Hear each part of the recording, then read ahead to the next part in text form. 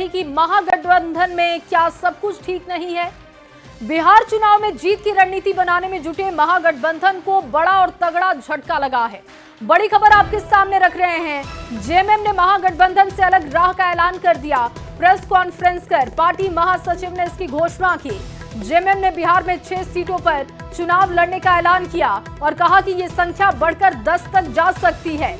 JMM ने बिहार की चकाई, कटोरिया, मनिहारी, जमुई, पीरपैंती और धमदाहा सीटों पर चुनाव लड़ने का ऐलान किया। महासचिव ने गठबंधन धर्म निभाने के बाद भी बिहार में धोखा देने का आरोप लगा दिया है और कहा कि हर बार धोखा नहीं दिया जा सकता। जेएमएम ने बिहार चुनाव में प्रचार के लिए 20 स्टार प्रचारकों की लिस्ट में निर्वाचन आयोग को भी ये लिस्ट सौंपी और सुप्रिया भट्टाचार्य ने कहा कि बिहार चुनाव में जीत के बाद झारखंड में भी गठबंधन की समीक्षा होगी। ये तय किया है कि बिहार में अपने सांगठनिक ताकत के साथ 6 विधानसभा चुनाव में अपने उम्मीदवार को उतारेगी। यहाँ पर झारखंड में हमने 19 में भी राजद कांग्रेस को अपना समर्थन दिया था, उनको अपनी सीटें दी थी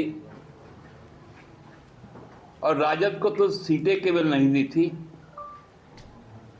7 सीटों में केवल एक विजयी उम्मीदवार जो चतरा से थे उनको 5 वर्षों तक मंत्री बनाया कि हम लोग सब कुछ बर्दाश्त कर सकते,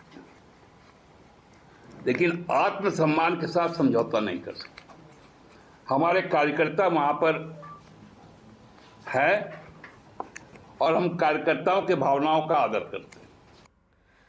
और रांची से संवाददाता गौरव झा इस वक्त लाइव जुड़ चुके हैं। गौरव, बहुत ही साफ शब्दों में सुप्रिया भट्टाचार्य ने यह कह दिया कि आत्मसम्मान से समझौता नहीं हो सकता। बिहार में महागठबंधन से जेएमएम की राह अलग हो चुकी है, 6 से 10 सीटों पर चुनाव भी लड़ सकते हैं। इसका खामियाजा क्या महागठबंधन को भुगतना पड़ेगा या फिर जेएमएम के लिए भी बिहार में दिक्कतें हो सकती हैं अलग राह चुनने से?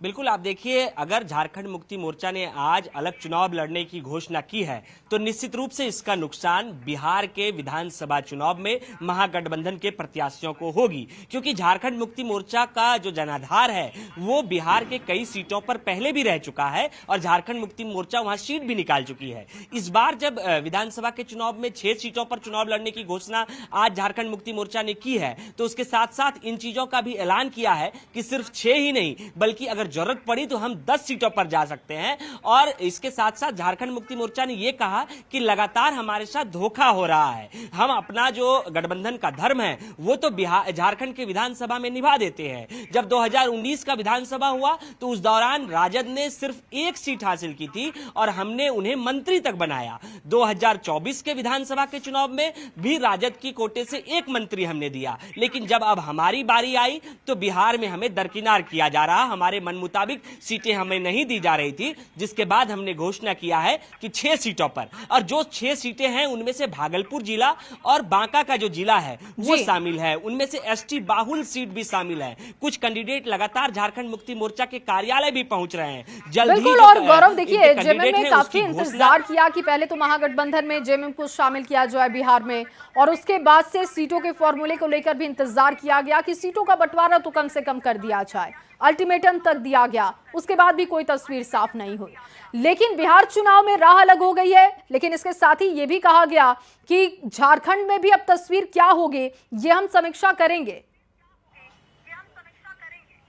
बिल्कुल, सुप्रिया भट्टाचार्य ने स्पष्ट रूप से कहा कि झारखंड में जो गठबंधन है उसकी समीक्षा बिहार के विधानसभा चुनाव के बाद होगा। अब देखना होगा कि बिहार के विधानसभा के बाद, विधानसभा के रिजल्ट आने के बाद झारखंड में गठबंधन का जो दल है वो कितना एकजुट रह पाता है, क्योंकि जब एकजुटता की बात आती है तो फिलहाल ये स्पष्टता के साथ झारखंड मुक्ति मोर्चा के साथ नहीं किया गया है कि वो राजद से नाराज हैं या कांग्रेस से, लेकिन उन्होंने ये चीजें जरूर की है कि हम झारखंड में भी इसकी समीक्षा करेंगे कि आने वाले भविष्य में झारखंड में किस तरीके से चुनाव होगा और झारखंड में रूपरेखा क्या रहेगी, इस पर भी विचार बिहार के विधानसभा चुनाव के बाद किए जाएंगे। जी, बहुत शुक्रिया गौरव तमाम जानकारी के लिए।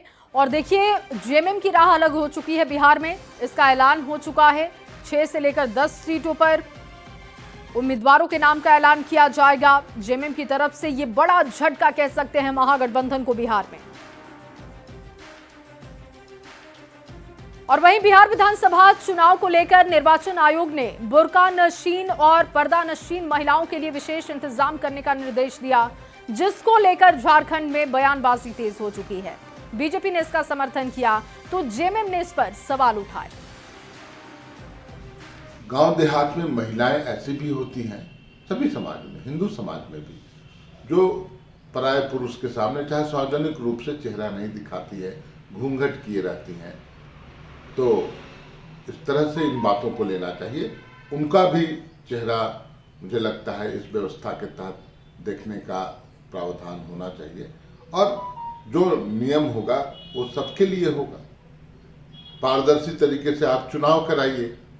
अब तो जब पहचान पत्र के आधार पर वोट देने का वो होता है, तो उसमें कैसे कोई बोगस कर लेगा। चुनाव आयोग का यह निर्णय कि बुर्का हटाकर या अपने पहचान को ढककर जो लोग वोट करने आते हैं उनके पहचान को सामने रखकर उसको मतदान दिया जाएगा। मुझे लगता है चुनाव आयोग का यह निर्णय पूरे देश भर में लागू होना चाहिए और भारतीय जनता पार्टी इसका स्वागत करती है। इसलिए स्वागत करनी चाहिए कि आप अगर अपने चेहरे को ढक कर आते हैं और आप मतदाता पहचान पत्र आप लेकर आते हैं, कैसे पता चलेगा कि आप वही व्यक्ति है जो वोट देने के लिए आए। इसीलिए मुझे लगता है कि ये बहुत बड़ा एक ऐतिहासिक निर्णय है चुनाव आयोग का।